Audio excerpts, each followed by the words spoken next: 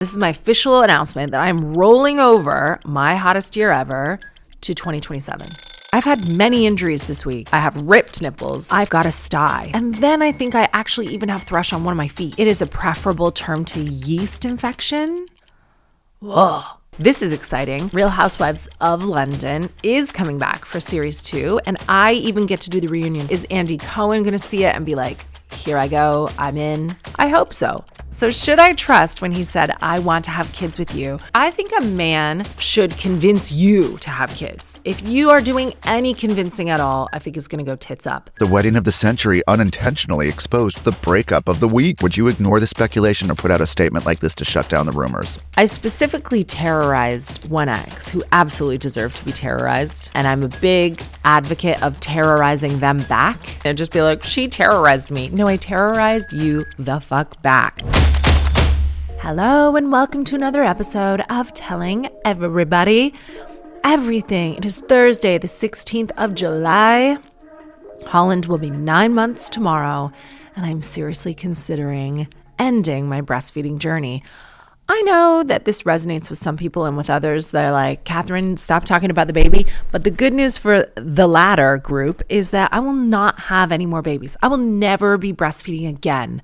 I'm already feeling like sparks of energy just at the thought of these two things coming true. And I just really believe in it. I like doing things that are hard. I like persevering. And it hasn't been without injury. I've had many injuries this week, and I think I'm just not suited to a heat wave. It has been so mother effing hot in London and all around the UK and the world if you believe in climate change. But if you were not aware, it's just like in the 30s every single day until it broke just recently. And I, for the first time in my life, got a sty. I think it was a sty. It might have been a bug bite. I might have just touched my eye with a different sunscreen, which, by the way, I've not used since and I will not recommend, just in case. And that poor sunscreen, if it wasn't the fault of this new sunscreen that I got, then God bless the poor sunscreen. Wrong place, wrong time. But I've been rushing around. I always wash my hands. And this is what sucks about being a mother, is they will ward you off getting mastitis, for example, which is when, what even is mastitis? It's like an infection in your breast, in your nipple, in your milk ducts. I think a milk duct gets clogged in the first instance, and then with the buildup, there can be a very hot, very dangerous infection. In some cases, very painful. In all cases, maybe it could just happen a bunch of different ways, but that's one of the ways that it can happen. And I know this because they give you advice like, hey, new moms. They treat us like we're absolute imbeciles. They go, hey, new moms, when you are breastfeeding, try not to get shit on your nipples.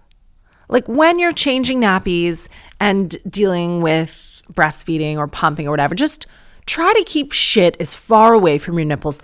Do you not think I was doing that anyway? Do you think I wasn't doing that before your advice?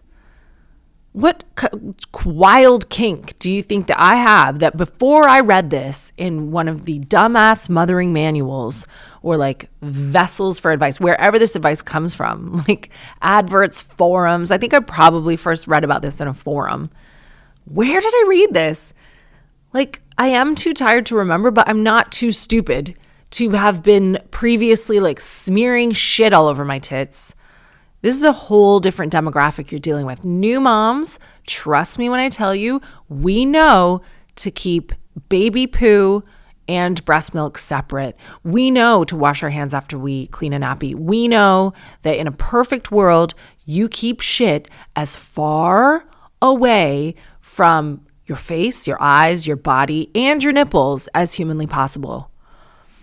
And then it sucks for women who get mastitis because it can happen. Like you can just get a clogged duct. Bacteria can just be like festering in your bra. Like that's the most likely reason. It's just like, hey, there's a fucking heat wave and your tits are wet and there's like milk and you haven't used those silver nipple cups, which by the way aren't right for everyone. I have a girlfriend called Ashley and you might know her as the Cosmetic Consult. She has a podcast called Nip Tuck Don't Give a Fuck with her friend and my other friend, Lauren. It's a really great podcast, really great girls. They are so transparent about plastic surgery and cosmetic treatments. They used to work in that industry and pop culture and everything else. It's a great podcast. But one of the things I heard Ashley saying on the Nip Tuck podcast after having her fourth baby, Sweetheart, recently, is she said, or maybe it was just before Sweetheart was born, but she said, oh, you got to use those silver nipple covers and it has to be pure silver. And what that does is it blocks the smell. She goes, the baby can't smell your nipples and your nipples can't smell the baby. And Lauren just looks at her like, no, that's not what it's for. They're northern. I can't do that accent. But no, those nipple shields are to ward off bacteria and like when you're healing from a nipple injury, which there are many. Even if you don't have mastitis, you can get sort of like thrush on your nipples. And I love that it's called thrush in this country because I've never had it like in and around my vag.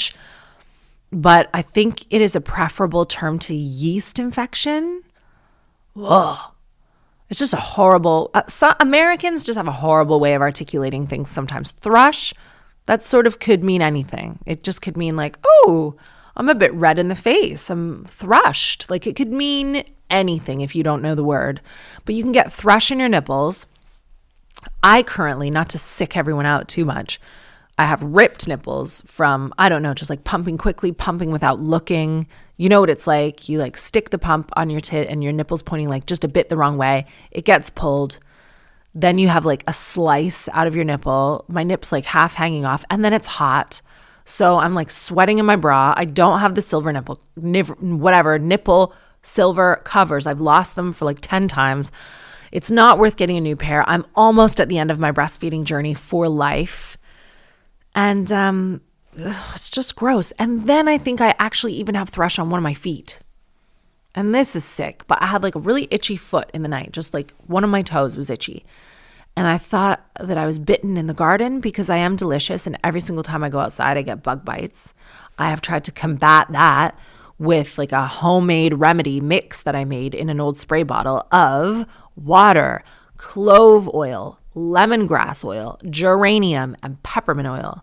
Apparently bugs hate this and it doesn't have any DEET. It's like a natural insect repellent. Fine. Well, Fenna's 3 years old and she's little miss. I have to do everything myself. She wanted to spray it on her own legs before going out in the grass and she got some in her eye. So that hurts. She was absolutely beside herself. Her eye was fucked. My eye was fucked. Now my toe has all these like bumps on it and is super itchy. I thought it was bites. And Bobby was like, oh, the internet says you have to put Caniston on it, which is like an antifungal cream, I think, for vaginas. I put that on my foot. Now my foot's better. But we're just not built for the heat, this family. Not at all.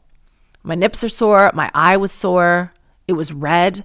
I actually filmed an episode. Well, are we allowed to announce we're on this? Probably not.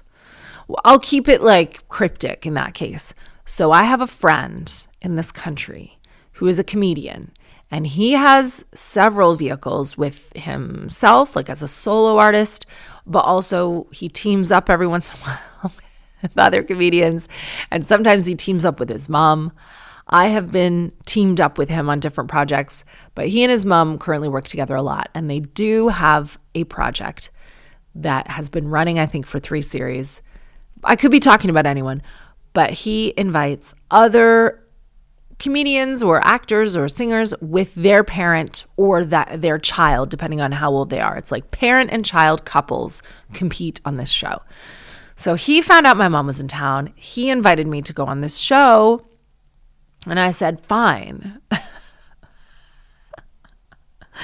I'm in a giggly mood. I said, yes, please. I love you. I love you. I will go on your show. I love your show. So Sorry, I'll turn that off. So I went on the show with my mom, who is really funny all the time. Like my mom is a pro. You know, she had her own podcast for a very long time called Jules Says. She no longer produces that podcast, but there are many episodes in the catalog to listen to. My mom's funny on socials. My mom's been funny in many things. She popped on our reality show, At Home with Katherine Ryan. She was funny on that. That's now, by the way, on BBC iPlayer if you ever want to watch Series 1. I think Series 2 will be available soon. Oh, and by the way, a pin in that. This is exciting.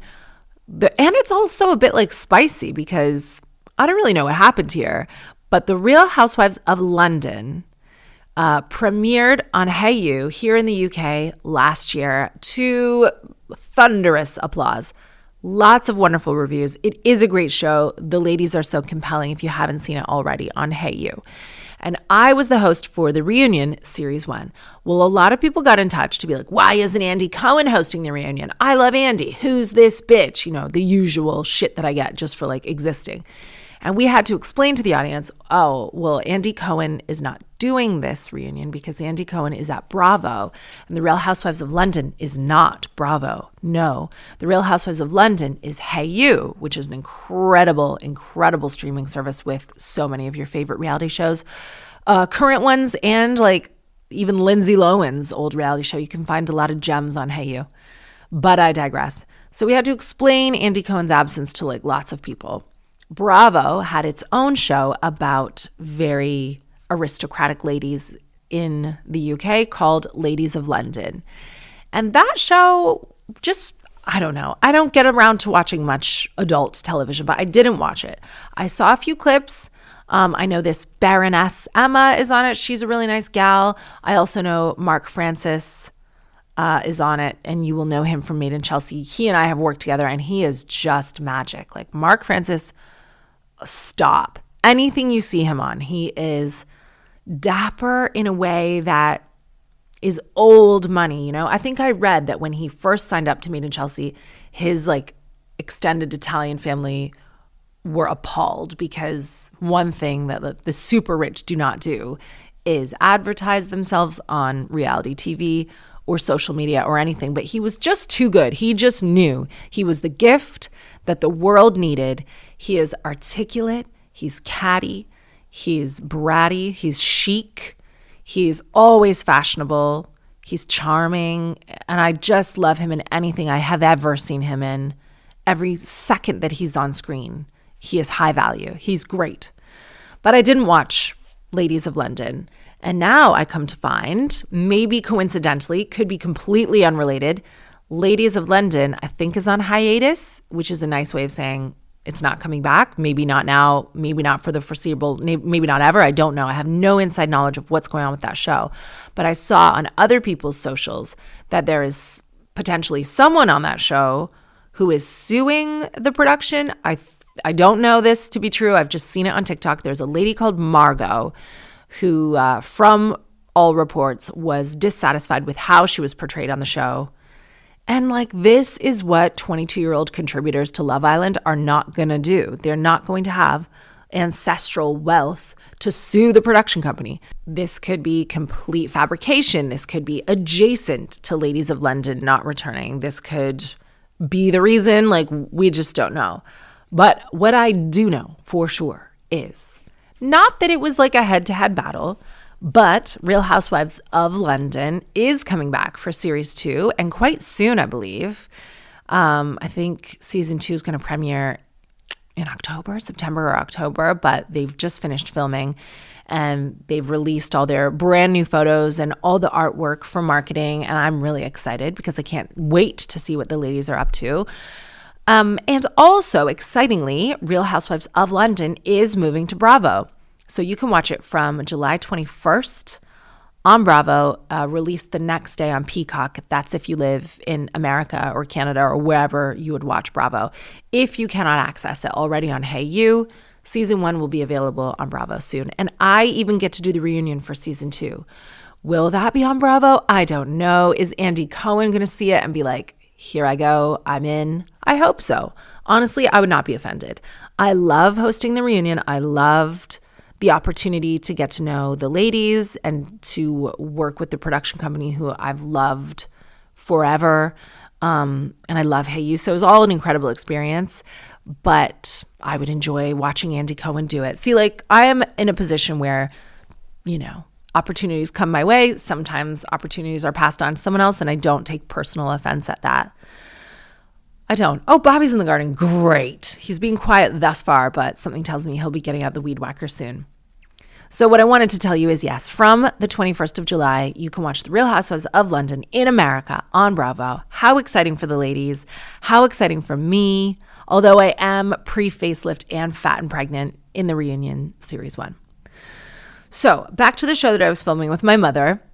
She was really funny on it. She was really glamorous on it. She looked good. She and I were like team pink alongside some other celebrity pairings that I cannot divulge because, of course, I've not even divulged what show I was on with this comedian man and his really funny mom.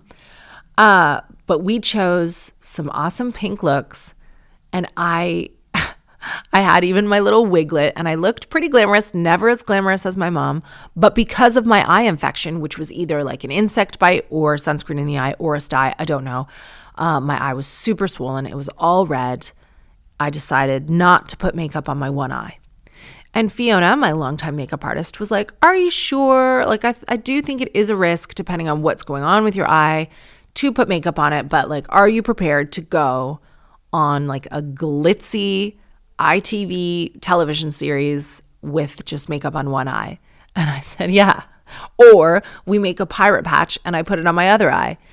And again, I haven't divulged yet who the host of this show is, but it wasn't really the show for me to be going on with like, asymmetrical eyes, let's say. It might have seemed like a bit of a personal diss. It was discussed on the show, but it was super fun. And now I'm healed from all my ailments, except my foot is still a little bit like, who gets athlete's foot? Because that's what it is. If you get thrush in your foot, it is athlete's foot. And this, ladies and gentlemen, is why like people are not equipped for the heat wave. It's just too much mustiness rolling around. And this was supposed to be my hottest year ever. And I hadn't considered that the year would contain summer. So this is my official announcement that I'm rolling over my hottest year ever to 2027.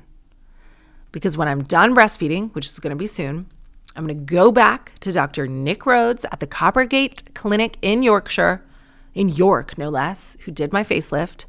And I'm going to treat myself. I'm going to get my implants out and in the bin. And I'm maybe going to get some fat repositioning to give my boobs like something, because I've had breast implants since I was like 21 or 22 years old. And back then I had like boy nipples. So we don't want to go back to that. I'll have to have a lift. But I want almost boy nipple, to be honest with you. I think Kendall Jenner, like all the rest of me looks like Kendall Jenner. I just think it's very chic. And I'm looking forward to having some like cute little new nips. And I will not get shit on them. Okay, we did 2 listener letters last week about, one was about a husband who did not feel that it was fair that his wife took time off work to look after their 3 children, one of whom is all ADHD. I still don't know how to pronounce that shortened autism ADHD. Odd DHD. I don't know. Anyway. And the response online, my God, like, why do I even bother? When it's on the podcast, I feel like it's very nuanced. People who email into the podcast sometimes agree, sometimes disagree. If you ever want to email the podcast, it is tellingeverybodyeverything@gmail.com. Love it. But online, it's just like so easy and so quick and transactional. There are men especially who just be like, well, what has he done wrong? Like, it isn't fair. He's right. Or they'll say, well, why don't you ever show men in a better light? Like, there are many places on earth where you can see men in a great light. You know what I mean? Like, they are either becoming billionaires or they are like going to space, or women can do those things too. But like, men are applauded for lots of things. And there are a lot of really good podcasts that have come into my algorithm lately, where fathers are holding other fathers accountable. We're talking about like the good dad and good men. And I think there are a lot of places like that.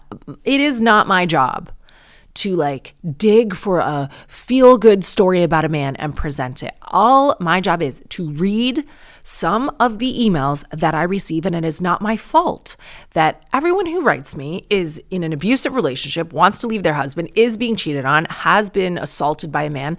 Like, don't shoot the messenger online. And we do have an email here that is quite harrowing, and I don't always know how to give the best advice, so I love to put it to the listener, and you guys often email me great advice. we have listeners in the legal profession or listeners who've been through similar situations often who have great advice. So if this becomes a clip, and if you are seeing this clip on my socials and you are a man who feels personally attacked by it, then you just need to take a deep breath and go for a walk, because I can't help what lands in the inbox. It's not like I'm ignoring 1,000 emails about like really wonderful men. Oh, and by the way, one comment was like, well, what should a dad do? Like sometimes you're just a really good man and you have a small baby with your wife and your wife just wants to leave you. Like what is your role? Why shouldn't you be like active in your kid's life as well? This was another email about like 50-50 with a small baby. And I said, well, if you want my honest answer, I do believe that regardless of gender, but in this case, let's say a heteronormative relationship where it's a dad and a mom, if the mom happens to be the primary caregiver, primary attachment figure while the dad is working, as was the instance in this letter, then I think the dad's job is to take as much stress, as many tasks, and whatever else he can off the primary attachment figure's plate so that she can feel secure, she can feel cared for while she's caring for someone else. I think that is an example of a great dad. And women rarely divorce a man like that. Though there are individual women who are capable of being bad guys. You know what I mean? Okay, back to the letter. Katherine, I need to divorce my husband. We have been married for almost a decade, and the verbal and psychological abuse started early in our marriage. I grew up in a different country, but I married an American man and I moved back to the States with him, so I wasn't near any sort of support when the first red flags came out. Screaming, breaking things in anger. I also became pregnant right away, and I didn't feel that I could leave and raise a child alone. I didn't have a good job at this point. Fast forward, we moved to a different part of America for his job, and there I was able to establish my own career. We wanted a second child and had my daughter. The abuse cycle continued, and 3 years ago, I first consulted with a divorce attorney after a very upsetting event. His advice was to try to stick it out a bit longer, as my son was only 3. This past summer, the children, who are now 10 and 7, started asking when I'm going to divorce their dad due to his meanness. I told myself when they asked me this that I would leave, as it's proof that the marriage isn't serving the kids. Then last week, I intervened when he was shouting at them for no good reason. One had fallen off a stool onto the dog, and the other was rolling up grated cheese. And he threw the grated cheese at my face. The following day, I went back to the attorney and said I was ready to initiate divorce proceedings. Now I just got the attorney's retainer contract emailed me to sign while we're on holiday, along with the bill. I immediately felt physically sick. I know I need to leave this man, but the action of signing this contract and formally starting the process feels impossible, and I want to vomit. All the what ifs are swimming in my mind. How will he react when he's served? Will he destroy my things at the house? How do I start moving things out of the house without him noticing? Will he come to the kids' school and try to kidnap them? What will my long-term financial stability look like? And so on and so on and so on. Taking this definitive step feels impossible, like something happening to me in another universe. I do have a therapist, and I will find a way to start the kids as soon as I can in their own therapy under some guise, because my husband rejects the idea of him having therapy. Probably because he knows his behavior is unacceptable. Why does it feel so hard to take this step? I know there's no world in which this situation gets better, so why is it hard to leave when I know it's the right thing? Oh my gosh, why is it so hard to take this step? All the reasons that you just mentioned. Like the very real threat that, not to take it to a dark place, but women do get killed this way. It is the scariest thing you will ever do, is leave an abusive man, because he will spiral. He'll feel like he's losing control, and rightfully so. Like he is. You're finally standing up for yourself. And if you can get through this period, it will be the best thing that you ever did. But there is no denying that this period is terrifying. Okay, I'm looking it up online, and it does say exactly what I told you, is leaving is statistically the most dangerous time in an abusive relationship. That fear is well-founded, not irrational. Risk of serious violence spikes around separation because the abuser loses control and may escalate to regain it. Why it's so dangerous? Abuse is fundamentally about control. So it triggers the abuser's most extreme behavior when they experience that ultimate loss of control. Abusers often believe, if I can't have you, no one can. And this thinking is linked to the highest risk period for serious harm and homicide. Custody and access of children is one of the few ongoing ways to maintain control after separation. So here's what it says online, though hopefully listeners will write in as well, that you can do to reduce the risk when leaving. So before leaving, you need to contact a domestic abuse specialist to build a safety plan. So you are in America, which means there probably isn't one. No, there probably is. But in the UK, it's called the National Domestic Abuse Helpline, and you can contact them 24/7 for free at 0808 2000 247. 0808 2000 247. That's a really strong starting point. Do not tell him in advance or leave when he's present. Keep a go bag hidden at a trusted friend or relatives. Keep passports, birth certificates, cash, meds, and a phone charger in that bag. You need to document abuse. So if you have any photos of injuries, screenshots of threats, a diary with dates, this matters hugely for any future protective order or custody case. And consider consulting a family solicitor beforehand, which you have done, but the solicitor's ready to send a letter, which I think you need to keep from him for a little while looking at this, so that you know your emergency protective order and legal footing before he does. So it says, when it's finally time to leave. Now, whoever you consult might give you some different advice, but here's what I found online. You leave when the children are at school or with a trusted person if possible. You do not want an in-the-moment confrontation. Change the locks.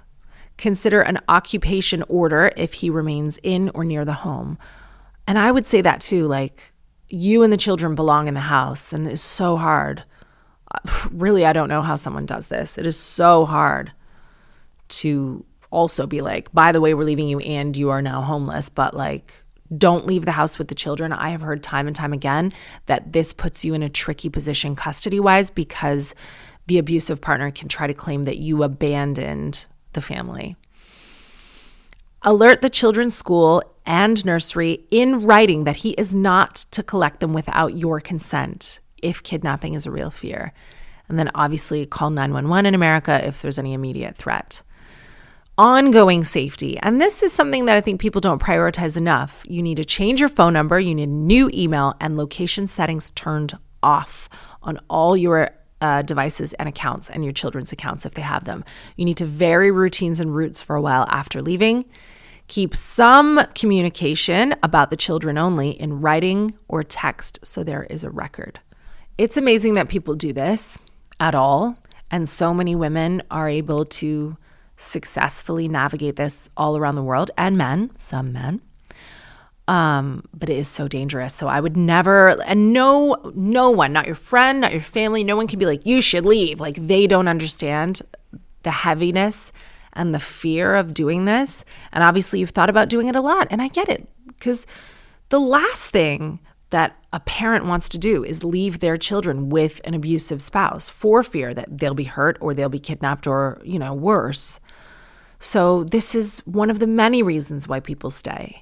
And then they go, well, why did you stay? Why did you stay? It's really complicated. If anyone works specifically in domestic abuse in the US, please let me know. Equally, if you have navigated a situation like this personally, we would love to hear from you. It's tellingeverybodyeverything@gmail.com. Next, Katherine, I'm a longtime listener and I love your show. I've always known that I've wanted to have kids, but I have a hard time finding a man that fits my demands on intellect, looks, and charm. Being honest, a beautiful, successful, and smart person. I'm trying to take away anything that identifies anyone. Okay. I've had a fallback plan of having kids on my own since most men have fallen short, and that plan has made me calmer. I've been able to expect men to be an add-on in my life, not a necessity. Last year, I found a man that I found handsome, trustworthy, strong, intelligent, and he ticks off all the boxes on my list. He has asked me if kids are really that important to have, and I told him that it would be my darkest future if I don't have kids. This spring, he told me that he wants kids with me, but maybe we should move in together first so we have space for them. Reasonable. Now we're looking for apartments, and he's talking about looking forward to being dinks for a couple of years. Oh, dual income, no kids. On our holiday, he joked about us having similar issues like redness and eczema, and that we might not be a good genetic fit to have kids together because of eczema. This saddened me. A week later on our holiday, I jokingly said I had a funny walk as a kid. I'm on the autistic side. I was also bullied for being weird. He did say that he doesn't want a kid that has that kind of weirdness. I asked him to take that back immediately. I got very sad since he knows I was bullied, and hearing the potential future father of my child saying he wouldn't care for having a child with my characteristics felt like he was rejecting my inner child. Next week on our holiday, this is a long ass holiday. Good for you guys. I mean, this is the dual income, no kids perks. Next week on our holiday, we spent some time with a friend's child who was quite misbehaved. He said that he would never be able to handle that. So should I trust when he said, I want to have kids with you, or does the truth lie in what comes out as unfiltered thoughts and sayings? I think a lot of people throw that around. Oh yeah, I'd like to have kids with you. I'd like to have kids with you. Nikki Glaser, the amazing American comedian, has a bit, and I won't do the bit at you because I don't even know the full bit, but it's where she's like, I want a baby. A lot of people want a baby, and they just think of it as this like cute, adorable bundle thing, not a person who grows into an older child and then eventually a man. Like no one's like, I want to have Kevin, the man. It's difficult to think that far. I think I've been in so much trouble on the podcast recently for making generalizations about gender. But I do think girls mature faster than boys. I think there are many men who are great dads. When I got together with Bobby, we were 35 the second time, and he was desperate for a family. Like he really, really wanted kids. And one thing I can say about my husband is he values family. Like he gets some self-esteem and self-worth as a man, as a person, for having us in his life. Like he knows he's better with us. And I think that he would feel less accomplished if we divorced. I think he would take it as a personal slight. And I'm not saying that's right or wrong, but I know that's what Bobby feels. I think he has traditional family values. It matters to him that I am happy. It matters to him that his children are happy. It matters to him that he has us around him and that we make his value stronger. And he's like in it for the hard times, even though he gets frustrated. Like he loves it. He needed to be a dad. He was desperate to be a dad. Unless a man was talking to me like that. Like I think a man should convince you to have kids. If you are doing any convincing at all, I think is going to go tits up. And that there are exceptions to that. There are men who are like, oh, I don't know, I'm not sure. There are women who are like, I'm not sure. And then when the child arrives, it matures them. They're all of a sudden like head over heels in love. They're all in. It makes everyone stronger. But I think it's a risk. And I think statistically, it is the mothers who are left, quote, holding the baby. I think it is easier for men to walk away. That's not to say all men walk away. It is much easier for men to walk away. But ultimately, it comes down to this. Would you be happy to have a baby with this person and have him walk away and be forced to see him every other weekend for the rest of your life? To see him 50-50 for the rest of your life? To share parenting that baby with this man? Or do you think you'd be happy for him to walk away and you have the child 100% of the time? Because what is non-negotiable is if you're thinking of having a baby with a man who you could also see acting fucking crazy one day. Because some of these guys snap, and that is not someone you want to co-parent with for the rest of your life, potentially. Does he have the ability to snap? Does he have the ability to be a terrible ex? I think you should audition someone as an ex, and this goes for both genders, before you enter into any legal contracts or before you have a baby with someone, because you don't know who someone is until you've seen them angry. Would you be comfortable watching this man make a very frustrating customer service phone call? Do you know what I mean? Tell him, babe, I need to get my gas bill reduced. Give him like an insane figure. Be like, I need to get my gas bill cut in half. Will you please call the gas company and make that happen for me? And just see how he behaves on the phone.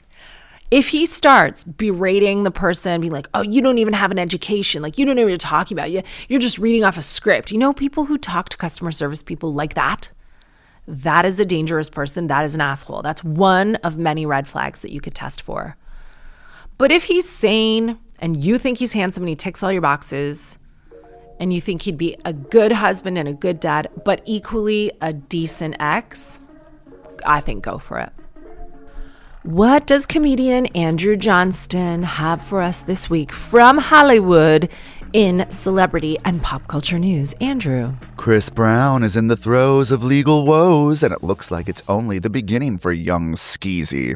The hip-hop bad boy has been ordered to pay nearly $13 million after a jury found him liable in a lawsuit brought by his former housekeeper, who says she was permanently disfigured after being attacked by one of his dogs. The incident dates back to December 2020, when Maria Avila says she was taking out the garbage at Brown's Tarzana, California home. Sidebar, he wasn't home, so I'm not sure how much garbage you actually took out. Boom.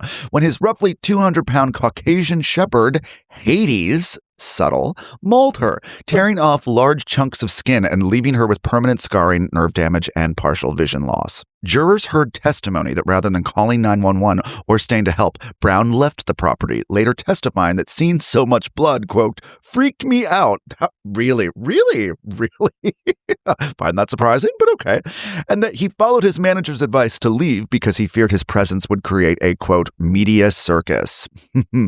Brown had argued the dog was kept solely for security purposes and wasn't his personal pet, but the jury ultimately sided with Avila, awarding her approximately $13 million USD in damages. For those of you in the UK jealous that you can't see your penal system come down on Chris Brown, don't fret. He'll be back in court in the UK this October over a 2023 row in a London nightclub, of course. Pet owner liability, go. I famously witnessed a huge falling out in my kitchen between two comedians we both know after one's dog bit the other one, whose names I'll include in the notes for your eyes only.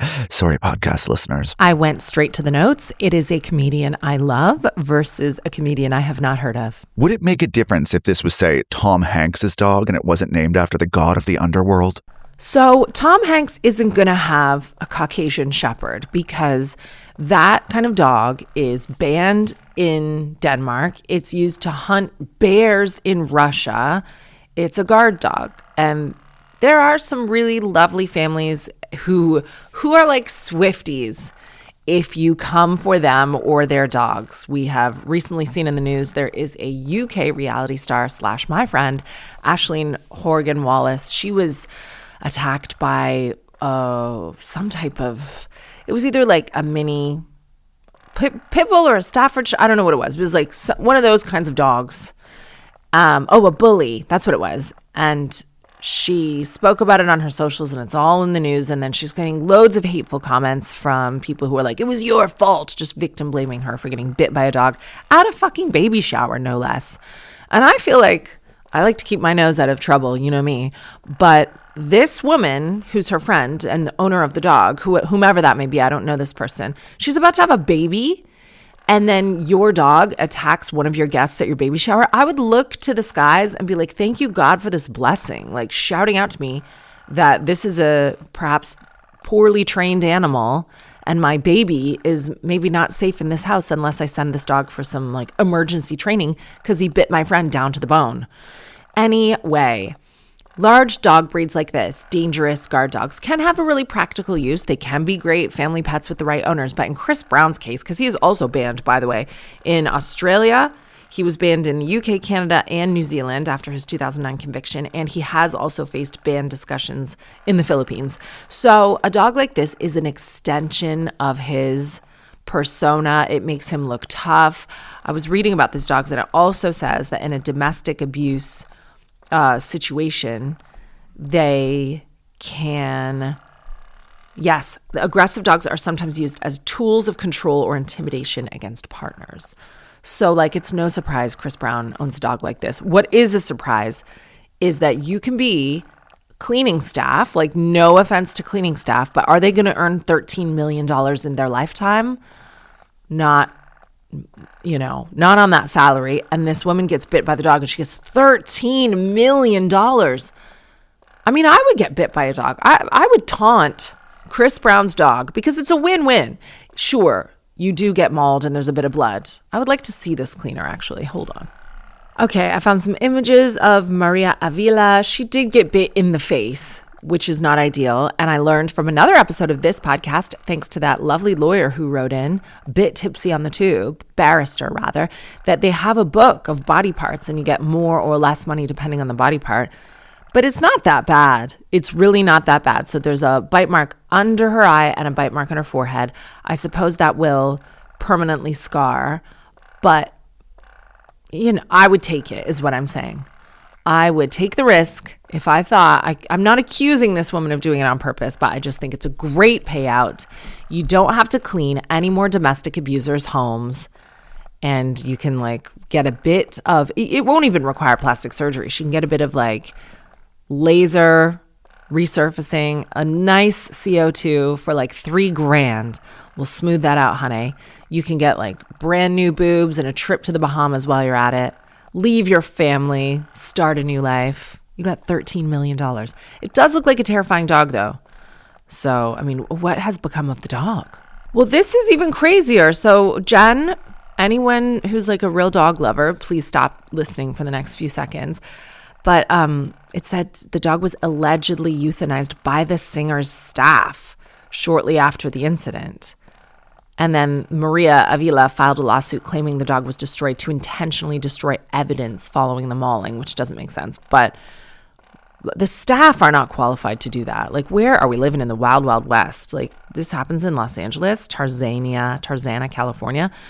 No, I don't think a security team needs to be amateur destroying this dog.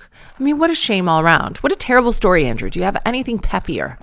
A fascinating, yet heartbreaking, yet infuriating, yet anxiety-producing piece in the cut is asking whether the billion-dollar fertility industry is straight up preying on the hopes and fears of women in their late 40s, and the continued masochism of comparing themselves to celebrities who haven't exactly been transparent about their methods. The story follows several women who have spent decades and tens of thousands of dollars trying to conceive with their own eggs through IVF.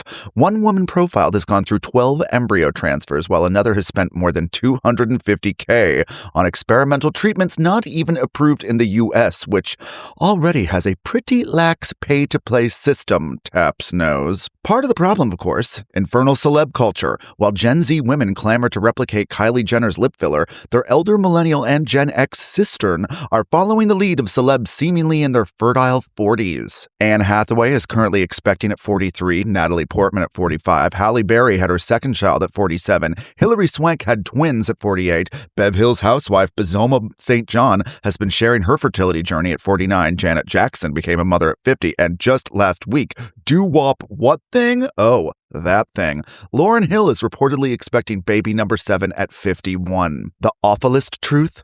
According to the largest study to date, fewer than 3% of women beginning IVF with their own eggs at age 45 will ultimately have a live birth. By 46, the success rate drops to almost zero, and if pregnancy does occur after 45, the miscarriage rate is estimated at roughly 80%. Despite these ominous numbers, many women continue pursuing increasingly experimental and expensive treatments. There's ovarian platelet-rich plasma, PRP for short, where platelets from your own blood are injected into the ovaries in hopes of, quote, rejuvenating them, stem cell therapies, and even mitochondrial replacement therapy, aka the three-parent baby technique, transferring a woman's DNA into a younger donor egg in hopes of improving the chances of a healthy pregnancy that's currently banned in the US and much of the world, I should say.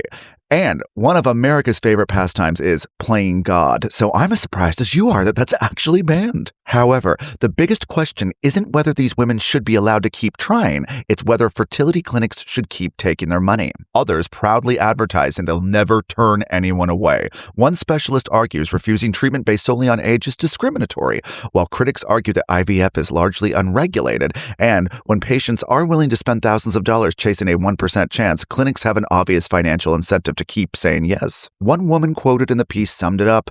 Some people said, "Don't you know 1% is basically zero?" But I thought 1% means it worked for somebody. I don't think you're going to need much prompting here, but the question at the center of this is, when you have finite resources but infinite hope, what is a gal to do? Should celebrities be more transparent about using frozen or donor eggs if they're having children in their late 40s and beyond, given the expectations it can create for other women? I get why families are quiet about stuff like this. I certainly tell everybody everything about our fertility journey and miscarriages and autoimmune support and everything else. But I have friends on both sides of the fence. I have girlfriends who love talking about IVF and surrogacy and donor eggs and adoption. And they have books. Like I have a friend who, okay, I'm going to get this exactly right. She and her husband tried for a long time to have kids. And it turned out that they had issues on both sides. He had no viable sperm, crucially. So with her first baby, and she's very open about this, she used a donor egg from her older sister.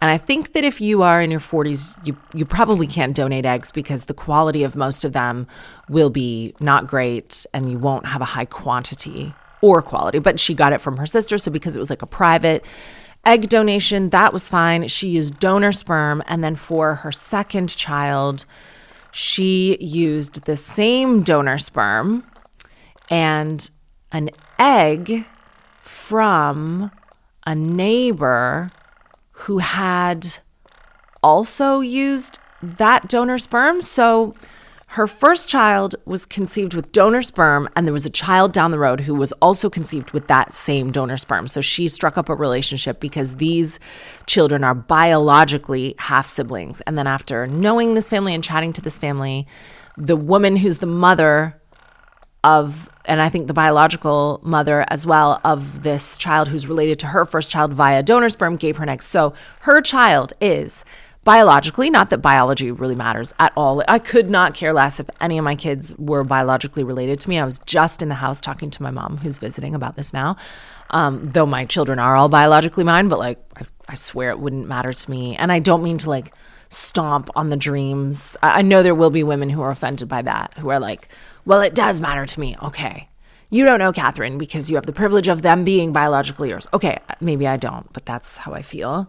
Not really knowing what it's like to be in your shoes. So anyway, her first daughter is biologically half sibling with her second daughter. She carried both because they share the same donor sperm. But this second daughter is like a full biological sibling of the child who lives nearby because they have the same egg donor and the same donor sperm donor.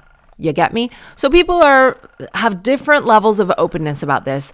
This woman that I know, she reads her child from infancy books, and they have these special books now that are like, I was made by an egg that came from a donor woman and a sperm that came from here, and then they mix them and put them in mummy's womb and da-da-da-da. Like, there are loads of age-appropriate ways to tell your kids about this, and I don't know. So it's each to their own.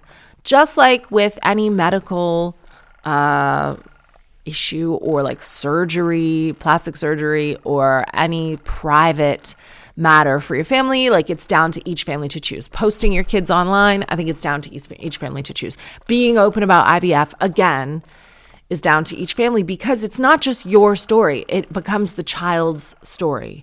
So you do have to guard that information. Like, be careful about, well, maybe my child might not want everyone knowing exactly how it was conceived. Maybe my child would like everyone to assume that their parents conceived them by fucking. I don't know.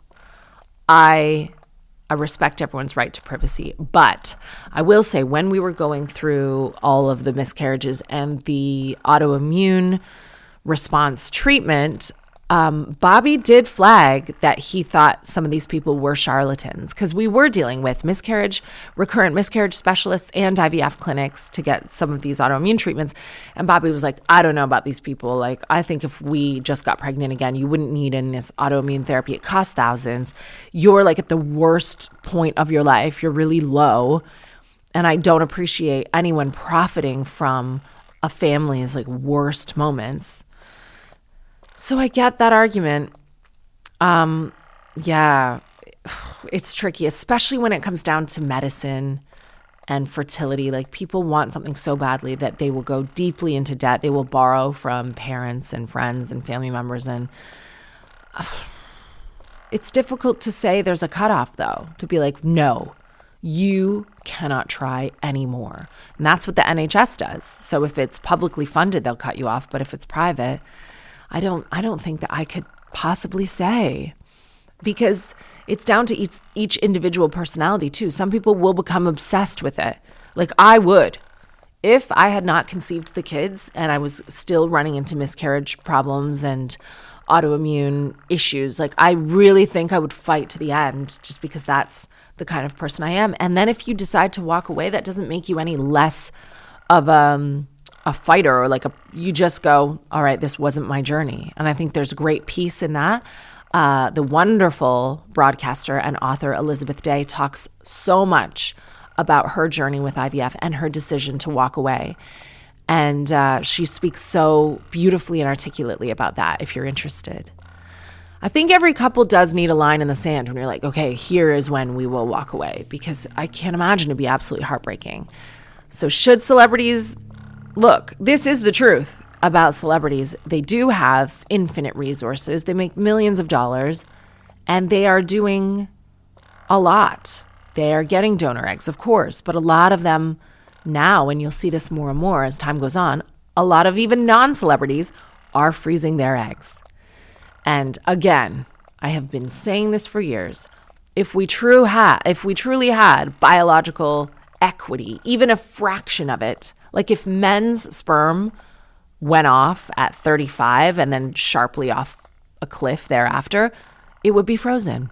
It would be frozen young. I think that the NHS should, now they can't financially right now, but if billionaires paid all their taxes and if governments put taxes to the right things that they promise us during election time that they are putting tax money toward, every 25-year-old woman should be offered egg freezing on the NHS. It would change the game.